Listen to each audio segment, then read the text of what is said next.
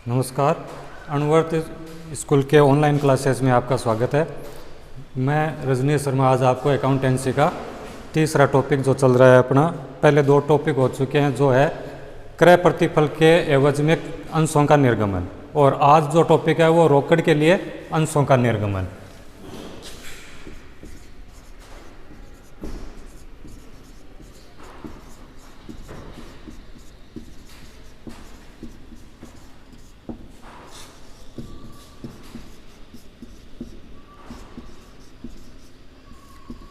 रोकड़ के लिए जब अंशों का निर्गमन किया जाता है उस समय सबसे पहले कंपनी अपने जो शेयर इश्यू करती है, बाज़ार में जो शेयर अभिदत्त करने के लिए जो बाज़ार में शेयर इश्यू करती है, उनके लिए सबसे पहले जो आवेदन प्राप्त होते हैं उसकी प्रविष्टि की जाती है। और आवेदन राशि प्राप्त होने पर प्रविष्टि होगी इसकी bank account DR-2 share capital. जितनी आवेदन राशि प्राप्त होती है उस आवेदन राशि से ये प्रविष्टि की जाती है। उसके बाद जो ये आवेदन राशि प्राप्त हुई है उस आवेदन राशि को कैपिटल अकाउंट में ट्रांसफ़र करने की एंट्री होती है। शेयर कैपिटल शेयर एप्लीकेशन,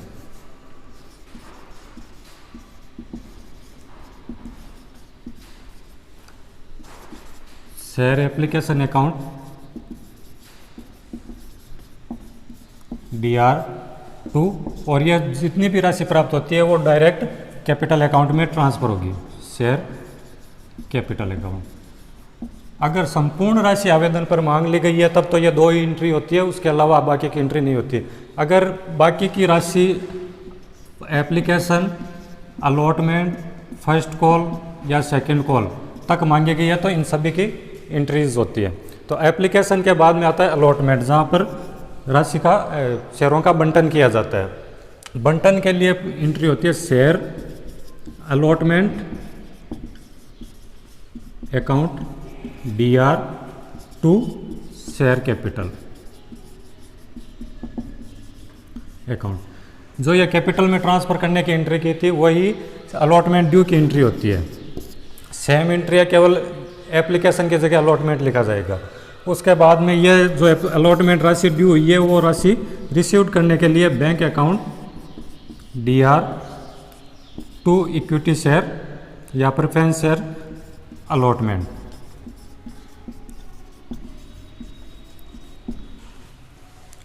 अब इसी तरह फर्स्ट कॉल और सेकंड कॉल को पहले ड्यू किया जाता है, उसके बाद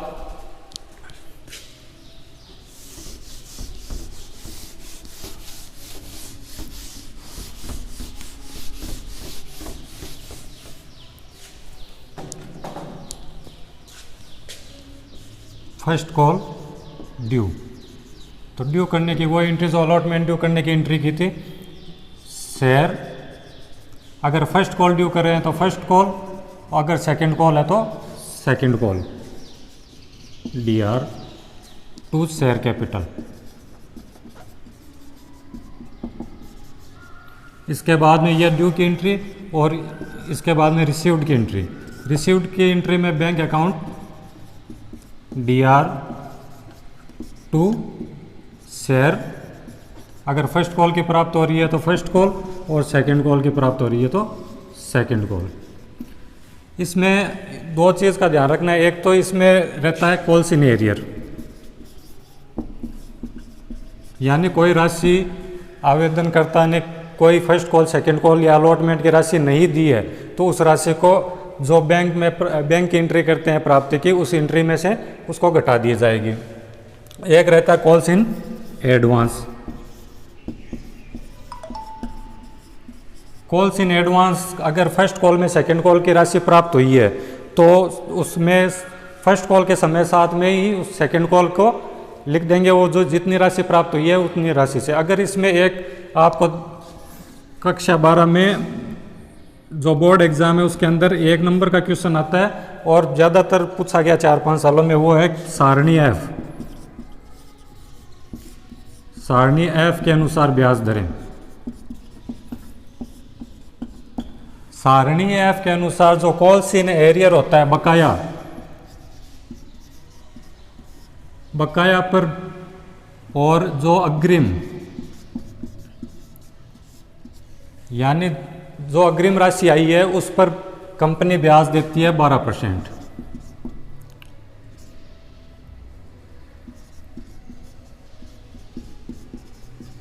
और बकाया पर वसूल किया जाता है 10%। तो ये 10% और 12%, याद रखना कॉल्स इन एरियर पर 10% और कॉल्स इन एडवांस पर 12%। अगर क्वेश्चन में दे भी रखा है एरियर और एडवांस पर ब्याज लेना है तो उसमें आपको 10% और 12% नहीं दिखाई देगा। आपको याद रखना है कि कॉल्स इन एरियर हो तो 10% ब्याज की दर बकाया की होती है और एडवांस पे 12%। और 1 नंबर का क्वेश्चन पूछा जाता है हर अल्टरनेट ईयर्स में, ये सब क्वेश्चन आपको मिलता है।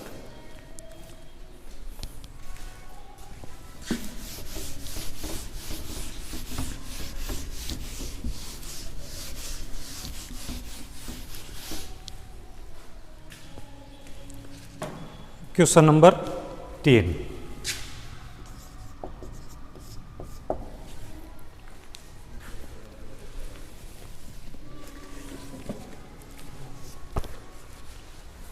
क्वेश्चन नंबर 3 दे रखा है कोहिनूर लिमिटेड की अधिकृत पूंजी 10 लाख थी, यानी कोहिनूर लिमिटेड की अथॉराइज्ड कैपिटल दे रखी है 10 लाख रुपए, जो कि 100 रुपये वाले 10,000 समतांश में विभक्त थी। 10,000 समतांश है और एक समतांश की वैल्यू दे रखी है 100 रुपये। इन अंशों पर 8,000 समतांश जनता को निर्गमित किए गए। इस 10,000 में से कंपनी ने केवल 8,000 समतांश ही जनता में निर्गमित किए हैं। समस्त अंकित मूल्य आवेदन पर देय था, यानी जो 100 रुपये थे वो संपूर्ण राशि ही आवेदन पे देय थी। इस क्वेश्चन के अंदर फर्स्ट कॉल सेकंड कॉल या अलॉटमेंट नहीं है। जनता के द्वारा सभी अंशों के लिए अभिदान किया गया। अभिदान है वो सभी अंशों के लिए हो गए, यानी 8,000 कंपनी ने इश्यू किए थे और 8,000 शेयरों के लिए ही जनता ने आवेदन कर दिए।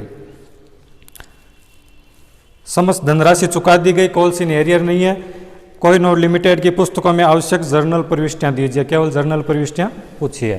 तो केवल आवेदन है तो आवेदन के अंदर केवल 2 ही जर्नल प्रविष्टियां होगी, फिर एक तो आवेदन राशि प्राप्त करने की, दूसरी आवेदन राशि को कैपिटल अकाउंट में ट्रांसफर करने की। तो पहली entry bank account DR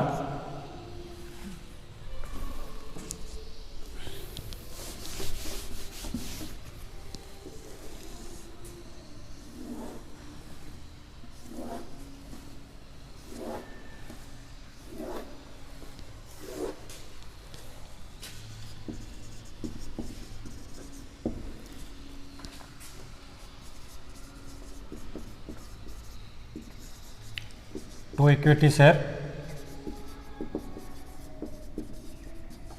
application account. अब एप्लीकेशन 8,000 शेयरों के लिए टोटल की टोटल 100 रुपये से प्राप्त एप्लीकेशन के ऊपर राशि प्राप्त हो गई है। तो 8,000 गुणा 100, यानी जो रुपए प्राप्त हुए हैं वो टोटल 8 लाख रुपए एप्लीकेशन पे ही प्राप्त हो गए।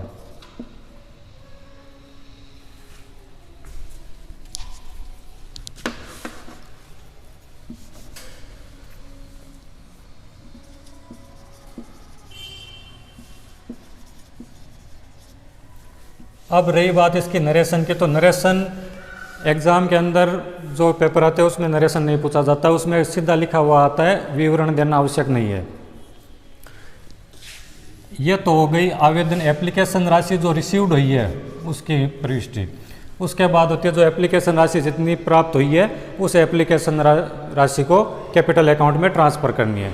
तो जो ये अकाउंट हमने क्रेडिट किया उसको, इस अकाउंट को क्लोज करने के लिए इसको वापस डेबिट करना पड़ता है। तो equity share application account DR to equity share capital account, और संपूर्ण राशि से इसको कैपिटल में ट्रांसफर कर दीजिए। 3 नंबर क्वेश्चन छोटा सा क्वेश्चन है और केवल 2 ही एंट्री होगी, क्योंकि आगे सवाल में फर्स्ट कॉल अलॉटमेंट और सेकंड कॉल नहीं है।